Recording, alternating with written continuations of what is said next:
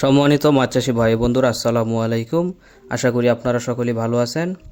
আজকে আমি আপনাদের সাথে আলোচনা করব বাংলাদেশের জনপ্রিয় একটি মাছ থাই সরপুঁটি নিয়ে।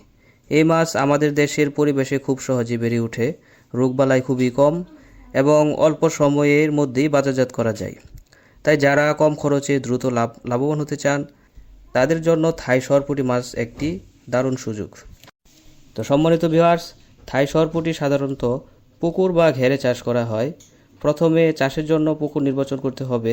পুকুরটি যেন পর্যাপ্ত রোদ পায় এবং পানির গভীরতা অন্তত 4 থেকে 5 ফুট হয়। পুকুরের পানি প্রথমে সেচ করে শুকিয়ে নেবেন, তারপর চুন এবং সার প্রয়োগ করে পুকুর প্রস্তুত করতে হবে। পোনা ছাড়ার সময় প্রতি শতাংশে 400 থেকে 500 পিস পোনা ছাড়তে পারবেন। যদি মিশ্রভাবে চাষ করেন তাহলে 200 থেকে 250 পিস পোনা চাষ করতে পারবেন। তাহলে অতিরিক্ত ঘন হবে না, খুব দ্রুতই মাছগুলো বড় হবে। এই মাছগুলা মিশ্র চাষেও ভালো হয়, যেমন রুই, কাতলা, মৃগেল কিংবা তেলাপিয়ার সাথেও একসাথে চাষ করা যায়। খাদ্যের দিক থেকেও এই মাছ খুব সহজ। ভুসি, খৈল, চালের কোড়া, সরিষার খৈল কিংবা বাজারের প্রস্তুত ফিড দিয়েও চাষ করা যায়। নিয়মিত খাবার দিলে 4 থেকে 5 মাসের মধ্যেই এই মাছগুলা বাজারজাত করা যায়। প্রতিটি মাসের গড় ওজন হয় 400 থেকে 500 গ্রাম।